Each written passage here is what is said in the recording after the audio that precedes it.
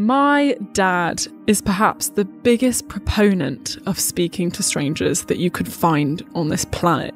He has raised me with the words, "Strangers are just friends you haven't met yet." I really enjoyed how in America it feels like you can go from just having the simplest of small talk with someone to them offering you a job, to them becoming your best friend. Like every single conversation with a stranger, just when you're waiting in the queue, when you're on public transport, feels like it holds this spark of promise. Hi, hello, and welcome back to Finding Your Casual Magic. On this podcast, we explore how to find beauty in the little things every day. Rather than waiting for the 1% of days in our lives, like the wedding or the birthday or the job promotion, how can we find fulfillment right here, today, in all the little things that are casually magic? Hi everyone! Today we are exploring how to find casual magic in something that I think is one of the most casually magic things of all. The potential of talking to strangers. Because guys, I would not exist if two strangers had not decided to speak to each other on a plane 25 years ago. My parents actually met on a plane. I'm going to tell you guys more about the story later, but yeah, this topic is just very close to my heart. I have been lucky enough to make some incredible friends through speaking to strangers. I've had job opportunities, accessed mentors, learnt so much about the world, about different cultures through opening up conversations with people I didn't know yet. And so I really hope that today's episode inspires you to strike up conversation with someone in a cafe, to compliment a stranger, or even just something as simple as smiling at someone on the train or on the bus and just being open and friendly, and you just have no idea where that could lead you. But if the thought of talking to strangers has you recoiling in fear, I'm also going to do a little devil's advocate moment in this episode to really speak to a lot of those concerns. So yeah, this is going to be a nuanced episode, and I really hope that you can come away with a new perspective on speaking to strangers. If you're new here, I like to start every episode with two little rituals. The first is that I ask you guys to send in your casual magic moments from the week, and today we're going to listen to a moment from Claudia. Hi Jade, my name's Claudia. I'm from Portugal, but I live in Wales, and I love your podcast. It's really encouraging to be more open and be more friendly with people. And I saw this lady on the bus who was speaking really well to her children, and even though her children were being naughty or not doing what she said, she was calm and collected and was handling it really well. And then when we got off the bus, I just stopped her and I said, look, I think you're doing really well. I just wanted to say that. I wish that everyone was like you. And she said that was something that she really appreciated because she's having a hard time. She then gave me a hug, and it was just the nicest thing ever. I had that lovely moment with that person. So thank you so much for encouraging me. Oh, that's literally the perfect casual magic moment for the theme of this week's episode. Thank you, Claudia. I love that you were brave enough to just say that compliment, because I think so often we think these things in our heads, right? We think, oh my God, I love her dress. Or, oh my God, this guy just has a wonderful energy. Like, he has a lovely smile. But we sort of keep those things to ourselves, and we think that it's awkward or weird to approach a stranger to give them that compliment. But you just never know how much it can make someone's day to say something as simple as, you're doing a good job. So I'm really glad that you were brave enough to do that. And the second ritual is that I like to invite you at the start of every episode to just take about 60 seconds to ground yourself with a little meditation. And if you've never meditated before, there's no pressure for it to be this enlightening experience. You're literally just going to focus on your breath and try to become more present. So when you're ready, feel free to close your eyes if you're able to. No worries if you're commuting and can't close your eyes. Just start to become aware of your surroundings. Start to pay attention to your breath.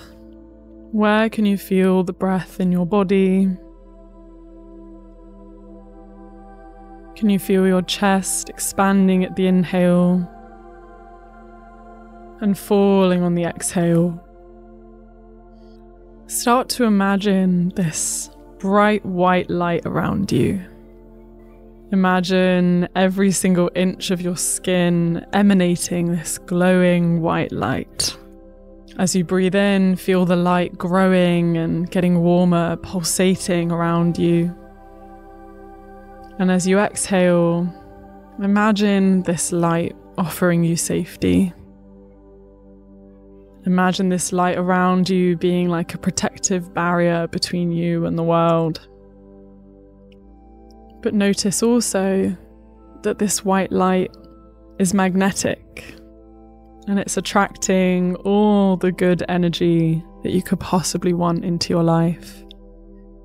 As you breathe in and out, imagine attracting all the kinds of incredible people you want to meet. We're going to take one more deep breath in. And as you exhale, imagine that light falling back into yourself and keeping itself tucked away in your heart. Know that you're always safe, you're always protected, and that you're always attracting the kind of energy you want in your life. And when you're ready, you can gently open your eyes. Welcome to today's episode. So, I want to start this episode with the really personal influences in my life that has made this topic feel so salient. My dad is perhaps the biggest proponent of speaking to strangers that you could find on this planet. He has raised me with the words, "Strangers are just friends you haven't met yet." He'd say it to me all the time. I remember we'd be walking along when I was like 6 or 7. He'd be holding my hand and we'd just stop in the street and just speak to someone. I'm like, how dad did you even open up this conversation? But before we know it, we're speaking to a stranger. And we'd leave it and it would always be a lovely, positive interaction. And he'd just go, "See, Jade, strangers are friends you just haven't met yet." It was really drilled into my head, that if you approach strangers with openness and warmth, that you can be met with the potential of friendship. And so perhaps it makes sense that the way that my dad met his wife, my mum, is that he spoke to her on a plane. They didn't know each other beforehand. My mum is Dutch, my dad is British, and to my knowledge, they were on their way to the Netherlands. My dad, I think, was doing some work in the Netherlands, but my mum had actually just come through a 7-year relationship. She'd just come out of this relationship. She thought she was going to marry the guy, thought they were going to have kids, thought that he was the one. And he had just cheated on her with her best friend. Can you imagine? Like, she was 29. What is that? That's 4 years older than me. She thought she was going to be with this guy forever. And then to just have her entire imagined life crumble in front of her must have been devastating. And she'd kind of been mourning the loss of that relationship. And I think that she got on this flight a few months later. And funnily enough, she had decided to herself that when she gets on this flight, she's opening up this new chapter in her life where she's opening herself up again to meeting people, meeting someone who's not this guy and kind of being open to the new future of her romantic life. And her friend actually worked for the airline. And so as she was checking into the flight, as a joke, she said to her friend, she's like, "Oh, can you put me next to an attractive guy? Like, if you see any handsome guys, like, put them next to me." And I think the story goes that the friend actually didn't have any control over who my mum sat to. But the fact that my mum had said that meant she was open and looking, right? She's almost primed her brain. And so when she sat on that flight and she sits next to my chatty, extroverted father, they got talking the whole flight and they ended up getting on. And yeah, they decided to meet up again a few months later when they were both back in the UK, and they just kept in contact and started dating. And here I am. I now exist because of them deciding to speak to each other on that plane. And I think it's especially salient because my mum is like the total opposite of my dad in that she's very introverted and just more quiet and like observant. And I think it's not her nature to speak to strangers. So the fact that they met in that way, I think, is partly down to her openness to meeting people. And I think that's something that I would love to invite all of you guys to do after this episode, to sort of cultivate this openness. When you feel you have the energy right and when you feel like open to conversation, how can you prime your brain to the fact that you could meet someone incredible on something like public transport. Coming back to my dad, so I was raised with him striking up conversation literally everywhere you can imagine. And he has this thing, every time we go to restaurants and you go up to the waiter and the waiter goes, "Oh, table for how many?" Without a doubt, my dad's going to go, "Table for 20. Or like table for 25. And he just revels in watching the waiter have this little scared moment of like, oh God, how are we going to accommodate a table for like 20 people? And then my dad will sort of just go, joking, don't worry, it's just the 4 of us, or it's just the 3 of us. And then from then on, he sort of has opened up this light-hearted tone where he can befriend the waiter and they can become besties. And something that he'll also do, which blows my mind, is if someone has a name tag, he will use their name as though they've known each other their whole lives. Like, he will walk up to the waiter or he'll walk up to the cashier and he'll just go, "How's your day going, Sandra? How's your day going?" You know, he'll just literally act like they're friends. And I remember as a child, I found it like somewhat jarring and embarrassing when he would joke around with these strangers effectively. But over time, I've really come to admire it because I have watched my dad soften the most grumpy, miserable looking people. You know, some people who have just evidently been sitting at this cashier desk the whole day. They've just been like, you know, doing the most mundane tasks. No one's really speaking to them. And just through opening up that conversation and asking how they are, he can just get the brightest smiles out of people. And I think that's why I am really passionate about trying to be open to strangers and to talk to them. And I just can't wait to tell you more about how interactions with strangers it's really changed my life in so many ways. Oh, I'd also just love to add. So something interesting here is, for a while, I felt like I could never be my dad because we're so different. Like, his style of extroversion and in particular humor is something that I couldn't mirror in the same way. Like, we just have different personalities. And so I almost had to find my own style of speaking to people. You know, how do I want to open up conversations with strangers? If it's not going to be telling the waiter that there's a table for 20 people, like, how can I open that conversation? Maybe I don't feel confident enough to use someone's name tag, like use their name when I don't know them. So for me, I've sort of learned over the years how something as simple as complimenting someone or asking about their day or asking when their shift ends, you know, those sort of easy openers have helped me. I think basically what I want you to know is, whatever I tell you in this episode about how I personally strike up conversations with strangers, you need to find your own style and you don't need to do it exactly how I do it. And perhaps through this episode, you will come to a similar conclusion that I got from my dad, which is that strangers, most of the time, not all the time, but most of the time, can be trusted, and that you'll see the world as more malleable, that you'll see there are so many beautiful humans you haven't met yet, and also to not just use the media to inform your judgment of humans, right? To not just buy into stereotypes about certain groups being a certain way, or, you know, judging people by what they look like and assuming things about them. Instead, you'll see that all humans have stories and all humans are, you know, open, incredible people that you can get to know if only you treat them with that open-mindedness. And that there's a story waiting in every single human if only you're willing to treat them with open-mindedness first. Every day we are exposed to the media inciting hatred from us. The media loves divisive topics. They love pitting us against each other because that's often what sells papers. That's what gets you to click. So anything that can activate this fight or flight fear mechanism within us, or gets us to scapegoat a problem in our lives onto a certain group of people, that generally gets clicks. And there's something activated in human psychology called the resemblance bias. Don't know if you're familiar with this. It's the idea that our brains learn to make predictions about a certain group of people, how someone looks, based off of what we've seen of people who look like them, or stories we've been told about people who look like them. And so it's activating this fear mechanism within us So when we see someone who resembles the stories that we've been told about this certain group, that bias can cause us to act out of fear. And often fear can manifest into hatred, othering, like not treating someone with loving openness and kindness. And so I really want you guys to recognize when you're approaching strangers if any of this resemblance bias is playing up for you.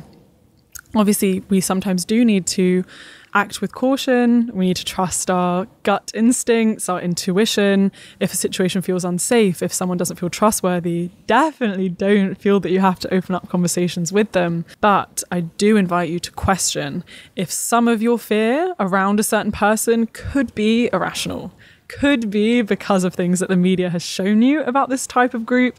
I mean, even as a woman, the narratives we're told around men and how we need to be scared of all men that we don't know, and that men can be creepy, men can follow us home, and men can be stalkers, all of these things, a lot of which are very true, and we do need to practice safety and caution, particularly in less safe areas. But I would invite you to also dare to question those narratives and to see past them. And for example, in this situation, to know that there are so many incredible men as well that you can also befriend and get to know and hear their stories from, and that they're not just out to get you. In my experiences of trying to foster this optimism about humanity, to trust that the majority of humans, that the majority of strangers are intrinsically good, I have had to learn to accept my more judgmental side and also to learn to not listen to it, right? To notice the part of me that's like, okay, maybe this person's an unsafe person to talk to, but instead to question that, is that coming from a gut feeling? Is that coming from an existing bias? And if it's coming from a bias, how can I challenge it and vulnerably dare to step into the unknown of asking this person about their lived experiences? I cannot even begin to tell you the short-term and long-term benefits of adopting this mindset. I think in the short term, there's so much beauty that comes from the interaction itself with strangers. Like even this morning for me, I was in the taxi and I was just chatting to the driver, and it was just lovely. We're not going to become long-term friends. We're not going to keep in contact, but I just had this wonderful chat. He was from Syria, and I learned so much about the experience of your country, a country that you love, where all your family are going to war, right? Suddenly being impacted by war, and what his experiences of being given options as a refugee, of could he go to Canada, could he go to Germany, could he go to the UK, and what it was like assimilating into UK culture, and just hearing his experiences since being in Brighton for the last 12 years. And yeah, like it's an experience that in the short term felt so nice to connect to him on and to hear his story, but in the long term will influence the way that I think about Syria, or the way that I think about refugees, or the experiences of moving to a new culture. And so I would love to tell you guys three examples from my life of the long-term consequences of speaking to strangers. I want to tell you about a friend that I've made. I want to tell you about career opportunity that I found through speaking to a stranger, and also about the learning opportunities that I've had in learning about the world, myself, and other cultures. Okay, so the first story, the friendship story, you might have even heard about this because I've mentioned it in a YouTube video. But I was living in London last year, and I was living in Clapham Junction, and I was a lonely girl. I hated living in London. I found it very depressing, very anonymous. I found just, everyone's in their own bubble. People don't really look at you on public transport. It was just quite an isolating place to be around so many people, and yet you feel very alone amongst them. And one morning I was in a cafe in Clapham, and I had loads of work to do, so I was sort of tapping away at the laptop and getting the to-do list done. But then all of a sudden I noticed to my right there's this old woman, and she's reading a book with a giant magnifying glass. She's like hunched over this book, and I noticed that the book it's called The Untethered Soul. I don't know if you've heard of it. I think it's by Michael Singer, and it's a spiritual book that I really love. It's the kind of book that's niche enough that if someone is reading it, it says a lot about them. it kind of says a lot about their values, the sort of mindful approach they're trying to take to the world. And I was trying really hard to concentrate on my work, but I just couldn't stop thinking about this old woman sitting there reading this book. I felt so compelled by her. It was like she had this magnetism. And so I sort of just felt like, Jade, you know what? Be brave and say hello. And so I went over to her and I was like, oh, hi, I just wanted to say that I love your book. That was it. That was all I had to say. I was proud of myself for just opening up that conversation. But you know what she said next? She went, sit down for a second and I'll read you a passage. And so I sat down, and the lovely Mary Jo, as I come to know her now, she read me a passage from The Untethered Soul, and then we spent the next hour talking. And I learnt about why she loves these kind of books, how she ended up in Clapham, but in particular about her life story. And she just had the most fascinating story. She was a nun in a convent for 45 years. So the majority of her adult life, she was just sort of in this one isolated environment. And when she eventually came out of the convent, it was like she had to learn how to live in reality again. She's in her 80s now. She's just this incredible spiritual teacher. And I found out that she lived down the road from me, and she became my closest friend when I was living in London, and I still keep in contact with her to this day. I went to London about a month ago and went to see her after a big operation that she had. Literally emailed her this morning. She's so up to date. Like, she's in her 80s, but she knows all about AI. Like, the other day, she just sent me this Stephen Bartlett, Diary of a CEO episode with the debate about AI. And she's like, I think you'd like this. And I'm like, slay, you're like more on the AI stuff than me. But she became such a light for me in my lonely London life. And it was just such a reminder that you never know where speaking to strangers can take you. You know, if you feel compelled by someone, maybe because they're wearing a physical marker that you're interested in, like maybe they've got a tote bag from a band that you really love, or they're reading a book that you like, or there's just something about them that feels energetically aligned and compatible. I dare you to act on that gut feeling and to say something, and you just never know where it can take you. I have another example quite recently. About a month ago in Brighton, I decided to try a new sport. Can you believe I went boxing? It was a Saturday morning. I thought, let's try boxing, Jade. Why not? I've got a class pass membership. It means you could try multiple things in the city. So I went to this boxing gym, very nervous. I've never boxed before. And the instructor, he goes, great news. There's another newbie in the class. Her name's Polly. I'm going to put you with her, and you guys can, I guess, punch each other, you know, as boxing goes. And so I was put with Polly, and very easily we could have just done the hour and sort of done the fitness and not really spoken that much. But because I try and have this open mindset around speaking to people, I learned a lot about Polly. And we, you know, had this like jokey dynamic because we both never done the boxing before. And then after, we realised that we actually live really near each other. And it turns out that she's a history teacher in a secondary school. And I care a lot about education. I care a lot about teaching.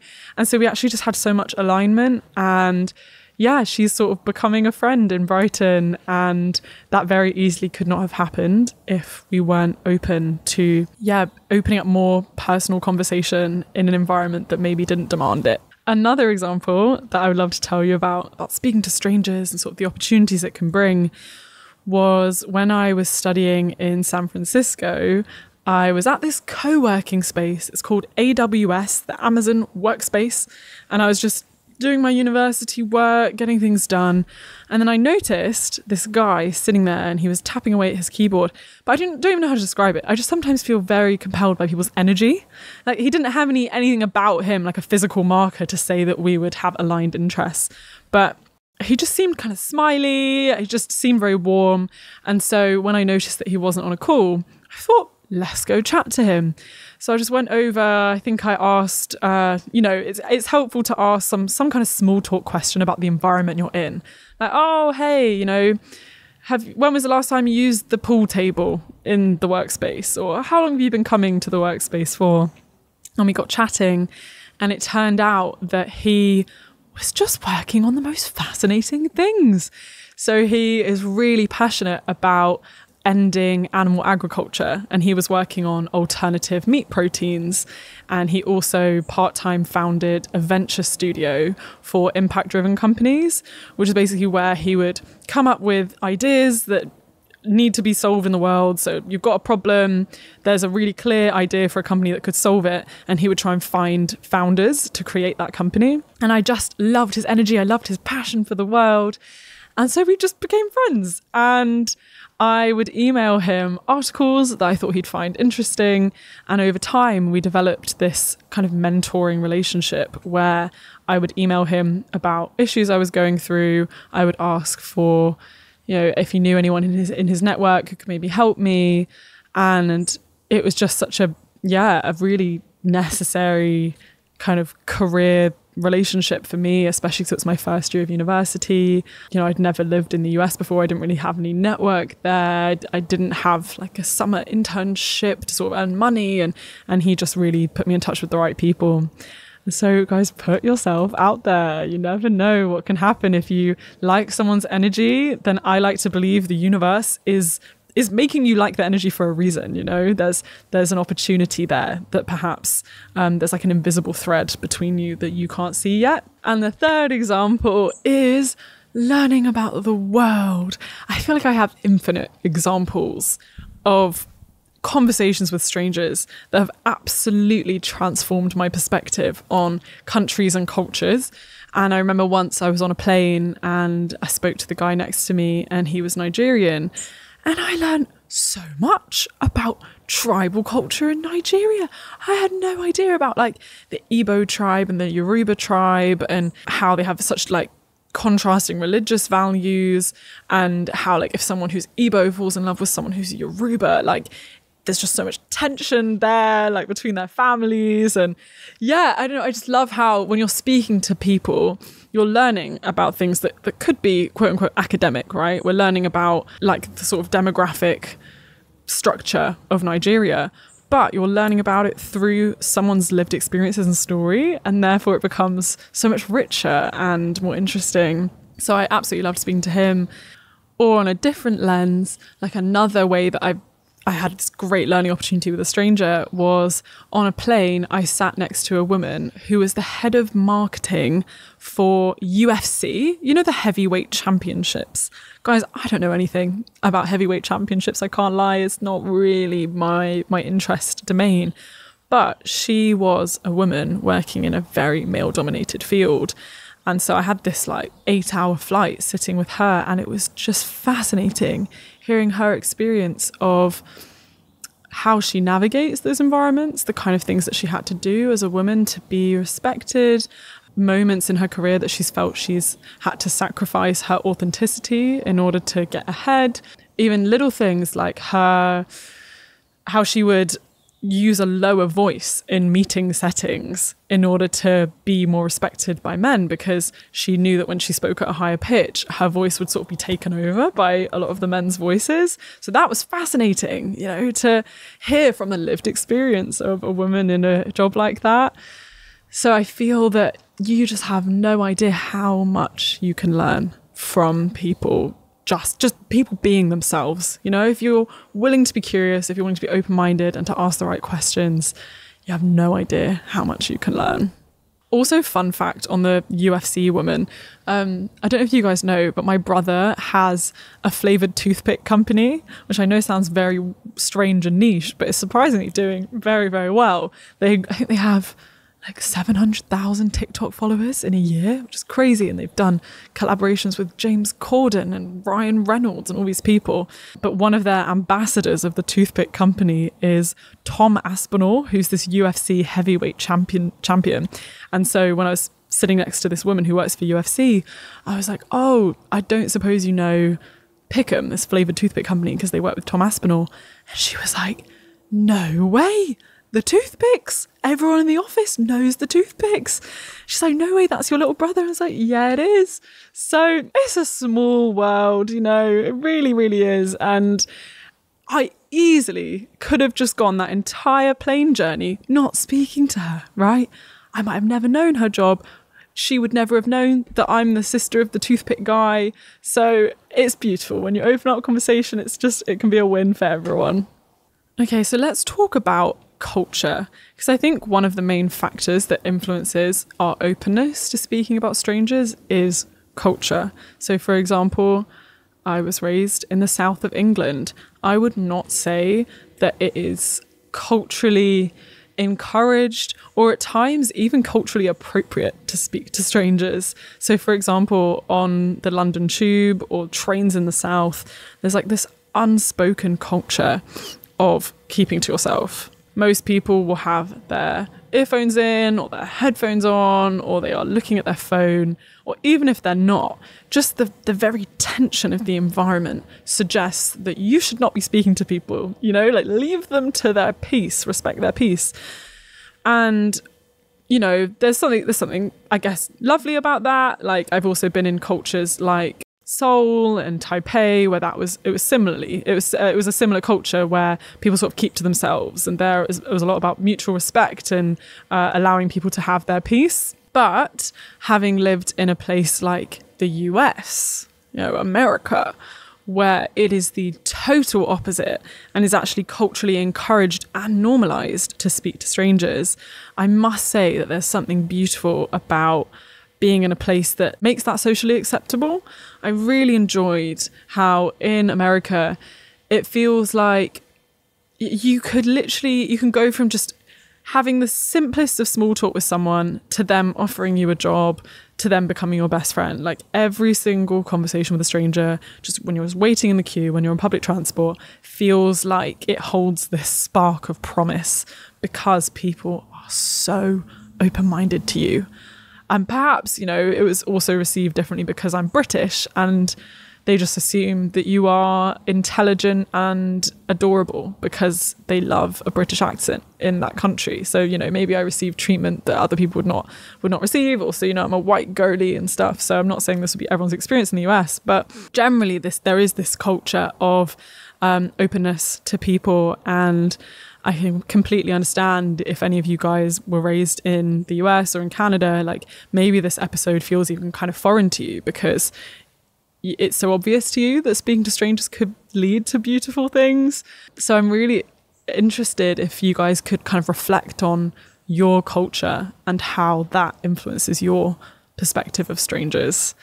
And also, when you dare to open conversation with strangers, how easily that's received or not. Because it's very easy to have this intention to want to speak to people. But if time and time again you are rejected by strangers, or if they look at you like you're weird, obviously you're going to stop after a while.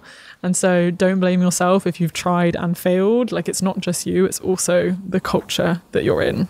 Some very interesting studies and research were done about speaking to strangers. So behavioural scientists Nicholas Epley and Juliana Schroeder carried out a study published in 2014 which asked commuters in Chicago how they would feel about striking up a conversation on their morning commute compared to sitting in solitude or doing whatever they normally do.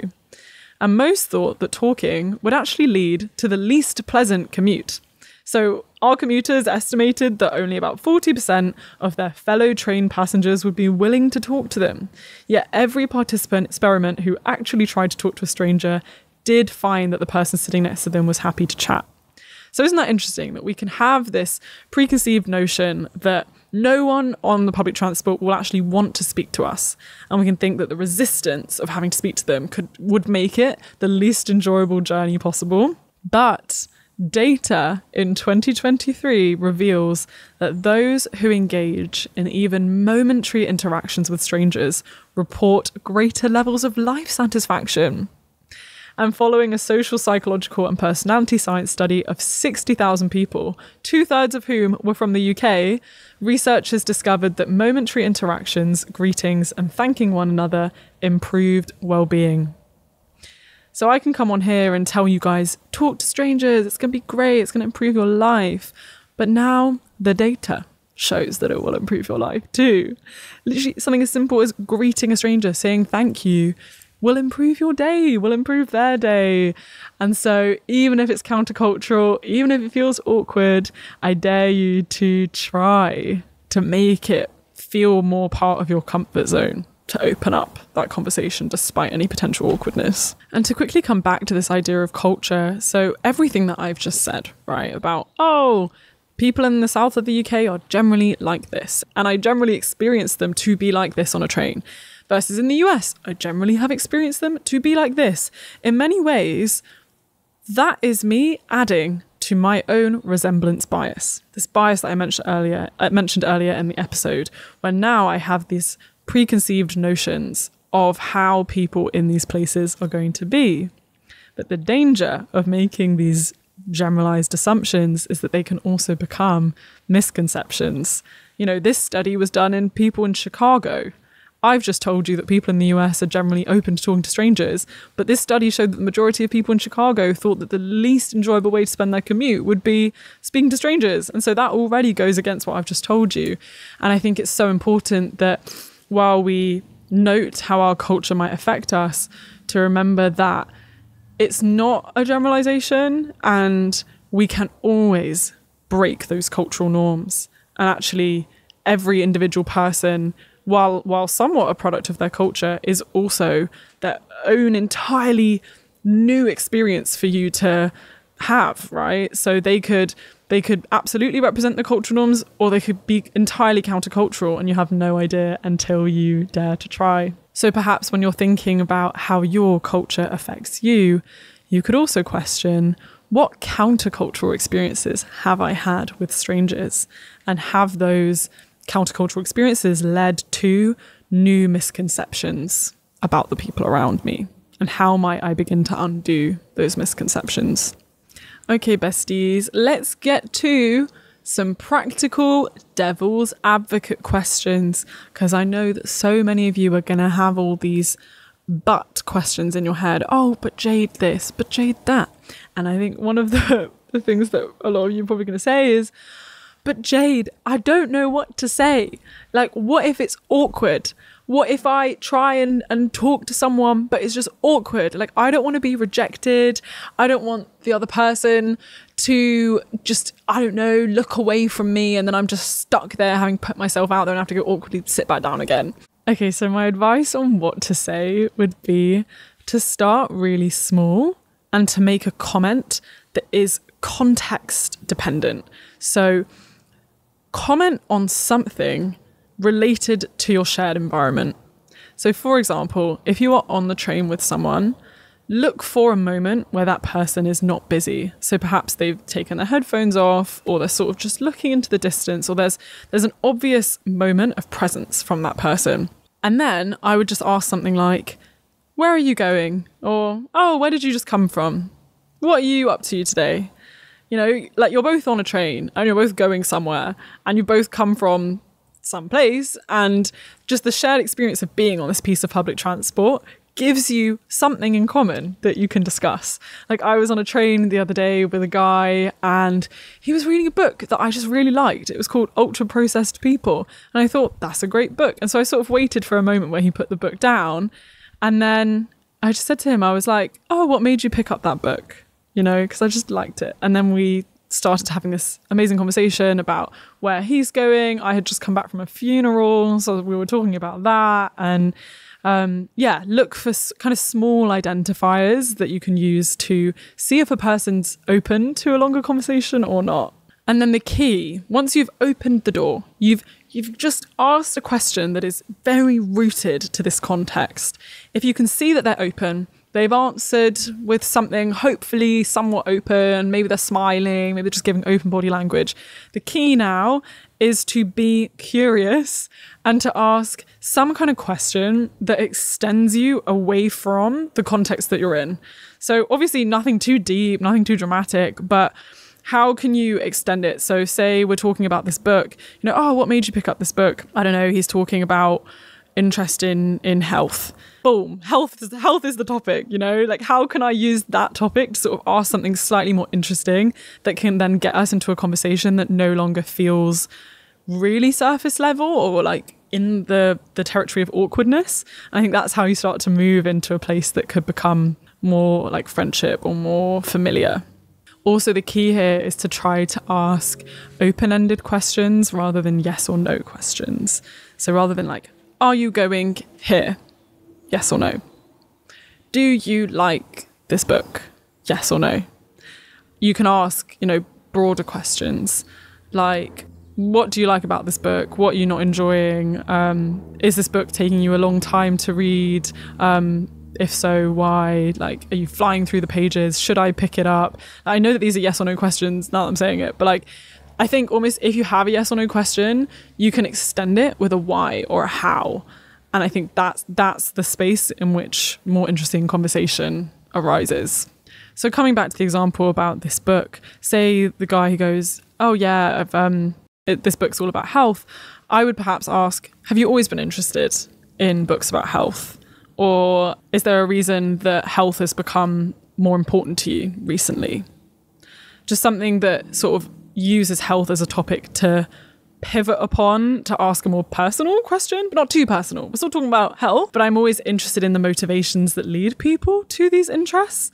And I think the second that you can get someone to talk about their past, they give you so many more identifiers that you can then pick up on. So whether that's they start to talk about family or they start to talk about work, maybe they've been burnt out because of work being really stressful, or maybe there's been a recent change in health of a family member, or they've just been feeling quite low in their body and they're trying to improve things, whatever it is. You can sort of, through asking about motivations and past, you get a wider picture that then you can pivot off of and ask more questions on. And I think I try to operate like quite an open book quite quickly, because I think that's why I often receive a lot of vulnerability back from strangers.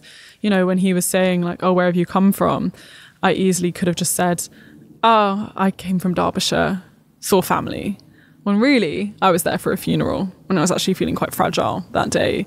And I think just being open enough to say that I was at a funeral and to tell him, which family member it was and how the day has been, meant that we were able to transition into feeling like friends more quickly.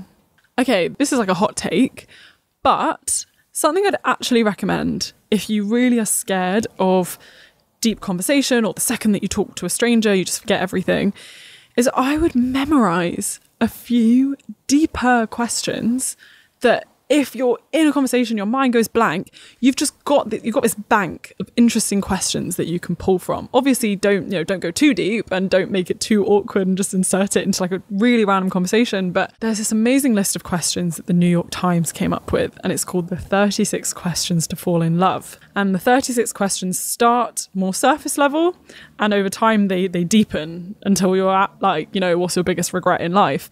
And the idea is that if you were to ask someone all 36 of these questions, that you guys would have opened up enough depth to almost fall in love. Not in a romantic sense, but in like a human sense, and that you would both really see each other. And I was really obsessed with this list a few years ago and tried my best to memorize quite a few of these questions. And so, one of my go-to questions I love to ask people is, when was the last time you felt most alive? It's not too deep, but I love that it's a way of getting a sense of how fulfilled someone is in their life right now. Because some people will say, I felt most alive this morning.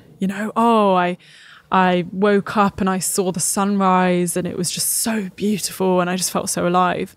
Other people will say, I don't remember the last time I felt alive, or I don't even know what it means to feel alive. And in one question, you get such a sense of where someone is in life and sort of their philosophy on life, their approach to life, how they make sense of meaning, also maybe how open they are to more like poetic language, like feeling alive is a very different question to like, when were you happy?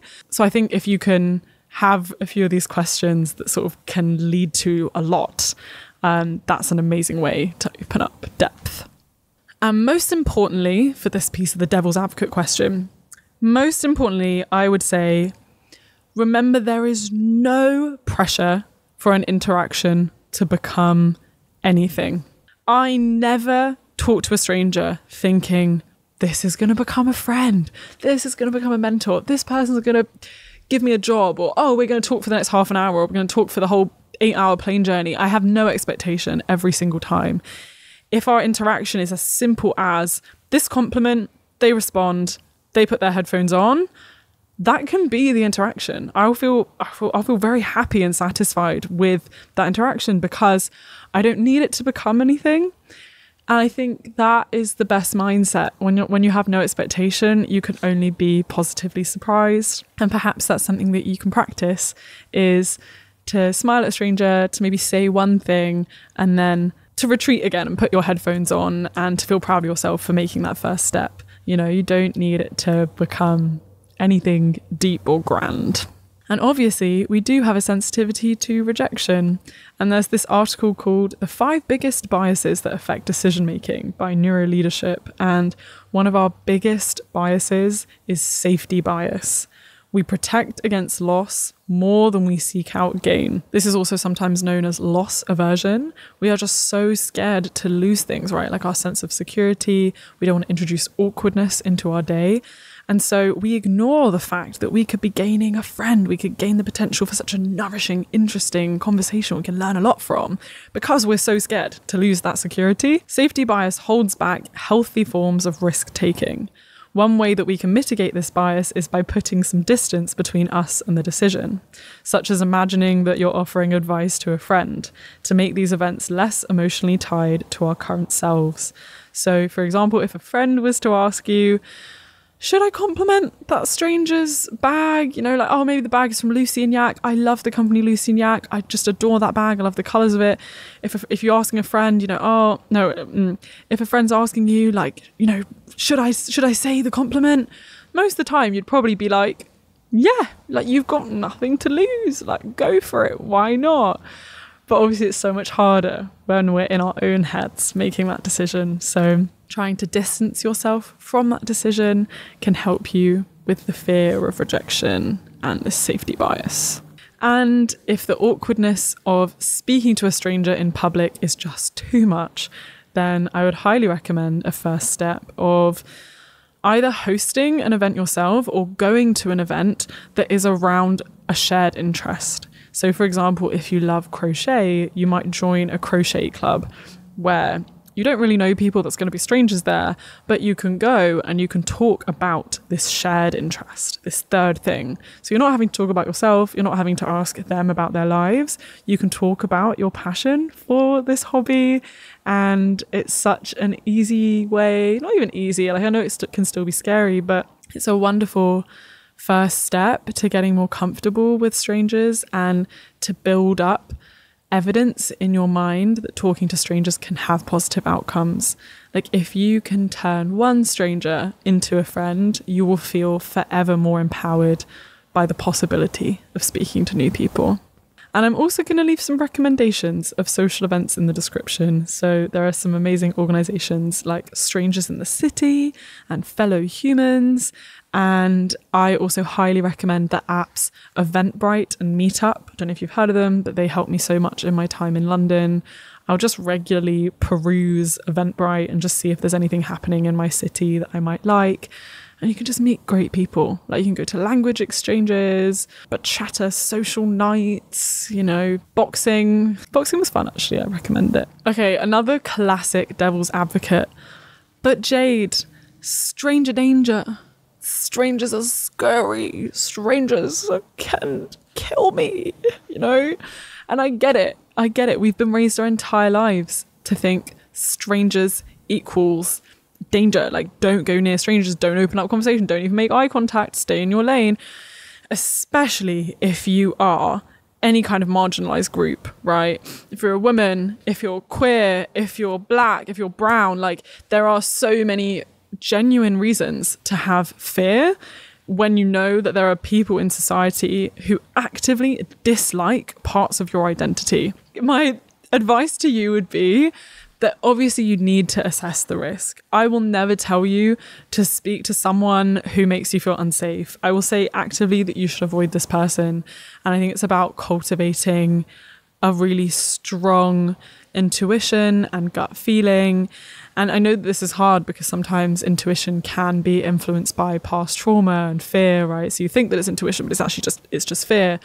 But I think learning what your gut feeling is saying about a person Like, I will never go up to someone who makes me feel in any way uncomfortable. I generally only strike up conversation with people who feel energetically warm. Like, it's not about what they look like most of the time for me. It's about what their body language is saying. It's kind of, you know, the way that they're interacting in their environment that makes me feel at ease or not.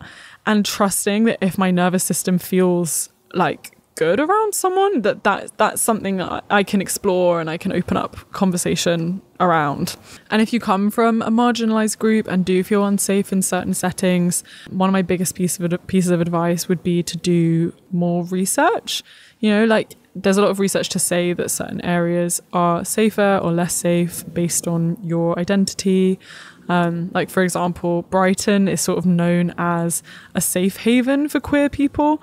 Obviously, there's still going to be homophobic people, but just through the sort of reputation of Brighton, the statistics about, you know, hate crimes in Brighton versus in other places in the country would mean that you could rightly feel safer in Brighton than in other places of the UK where there might be higher levels of homophobia. And so, you know, perhaps when you're making a trip, you're traveling somewhere, you can in advance look at the experiences of people who are like you and sort of use your judgment. Because I think it's important to read anecdotes of people's experiences, to trust statistics, but then to also still try to cultivate this open-mindedness, right? To not come back to this resemblance bias of thinking that all people who have done, you know, when there's like people who have done mean things in the past, to not extrapolate that to like all people who are like that group, but to definitely take it into account. And I'd also recommend, if you're feeling scared, unsafe, like, travel with other people or be with other people. Or, you know, don't put yourself at risk if you don't feel that you have some kind of safety net around you. So, for example, if you're in a hostel and you're striking up conversation with a stranger, there's quite a clear safety net there, because if you're not enjoying the conversation, you can go back to your room. Or there are staff at the hostel who are going to ensure your safety and security there too. So that is a really held environment for being brave enough to strike up conversation with strangers. Whereas if you're in a foreign country, you don't know anyone in that country, you're traveling alone, I completely understand why you would feel more at risk striking up conversation with someone, because you know that maybe there's not a clear out. There's no one like helping you or making sure you're okay. And so definitely assess the context and use that to inform how safe you feel and how daring you want to be. But I would say, like, dare to believe that strangers can be good. Dare to believe that humans can be good. I don't know if you listened to the episode with Adam, but he spent 5 years hitchhiking across the world from Amsterdam all the way to India, only through hitchhike journeys with strangers. He did not get on a single bus or plane or train. He literally only relied on the kindness of humans, and he took over 1,000 journeys across these 5 years. And his perspectives on human generosity were so healing to hear, you know, that so many people would stop and would help him or would go out of their way to drive him closer to his destination. And I think sometimes we need to give people the opportunity to help us. And finally, a final devil's advocate moment is, but Jade, talking to strangers has never changed my life in the way that it has for you. Small talk is often boring to me. It's not special. I would say, so it doesn't have to be special, you know? I think so much of this podcast is about embracing the mundane and noticing how even the smallest moments with strangers can be something beautiful if only you're willing to notice it as such.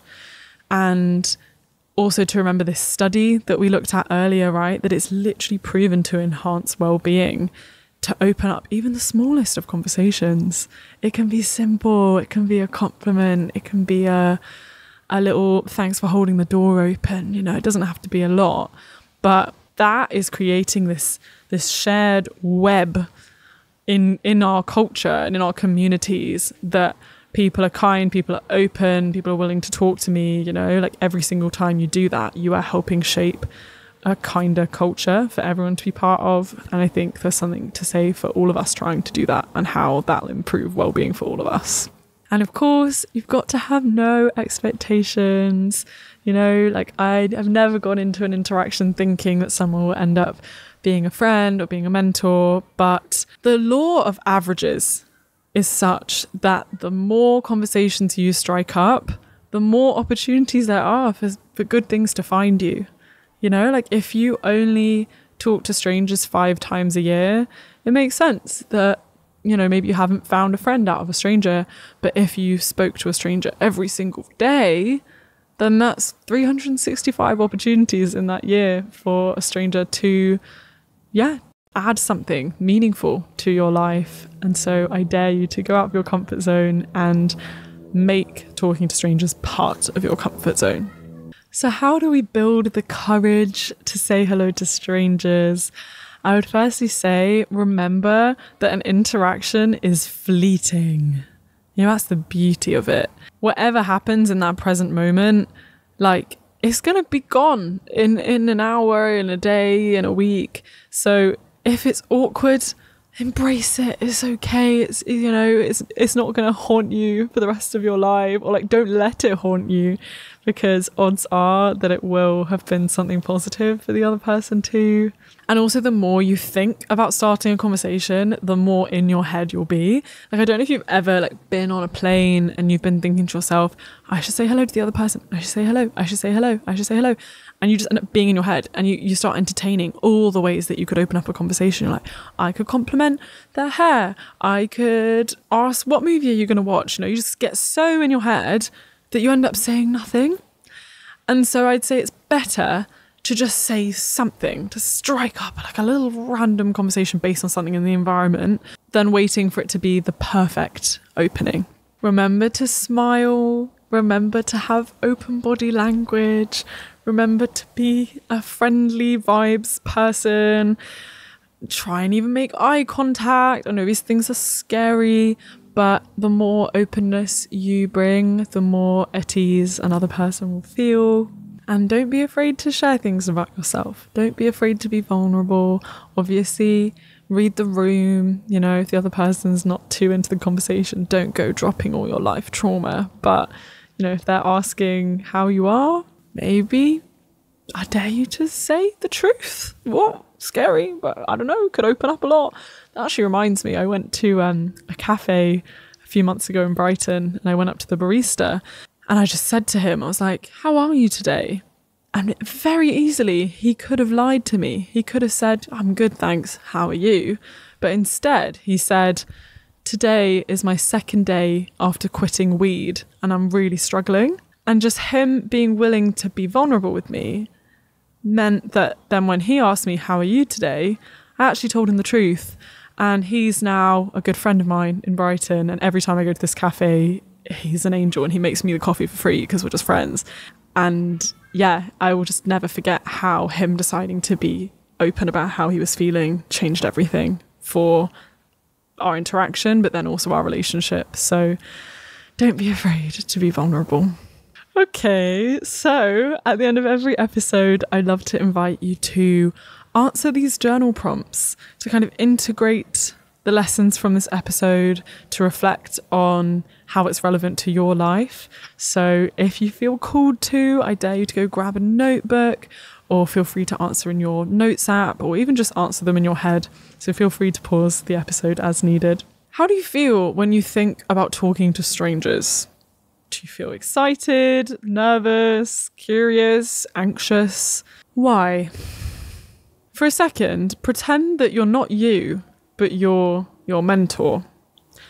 What would you say to encourage and guide yourself into speaking to strangers? And thirdly, I'd love you to write out the best case imaginary scenario that could come from speaking to a stranger.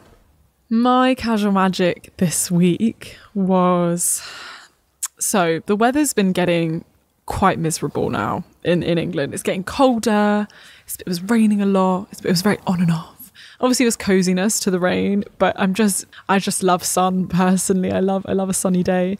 And 2 days ago I woke up and the sun was out again, and I was like, oh yes, it's like a glimpse of summer again. I love it. And so I got out my yoga mat and I went into the garden and I was just doing my stretches. And then about halfway through, I heard this little meow.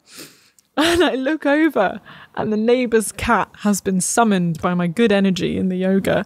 And he just came and he sort of just laid on my mat. And I just kept doing yoga and he was just sitting there like sleeping at the top of my mat. And it was so cute. And I just felt so present and connected to my yoga because of his relaxed energy. So thank you, Rory, for being my casual magic this week. He's just such a sweet cat. And as someone who has never been a cat person and who has never understood cats, I feel like he is changing my perception of cats very, very slowly. He's just so sweet. Although he does scratch me a lot and I don't like that. Thank you guys so much for watching today's episode. Thank you so much for being in this little corner of the internet. It just means the world to have such a present and mindful group of people here. Like, I don't know, your comments on the podcast always mean the world, and your voice notes are just so special, and I really encourage you to keep finding these little moments of casual magic and sharing them if you feel called to. And I'd love to hear if you do go out of your comfort zone and speak to strangers, and to hear what comes of it. You know, feel free to DM me. Like, maybe you make a new friend. Maybe it's the most awkward thing that's ever happened in your life and you can come and just yell at me for making you do it. That's fine too, you know. Tell me what your experiences are like. Try and have no expectations and I will have no expectations for you too. Yeah, and if no one has told you today, I just want to remind you that you are enough. If it terrifies you to speak to strangers, that's okay. You're enough exactly as you are. And these things are muscles that we need to train. And I think you even getting to the end of an episode like this is really powerful, because it means that you're thinking about it. You're thinking about doing something that's scary to you. And I admire you for that. Thank you so much for listening, and I'll see you next week. Stay tuned and stay magical.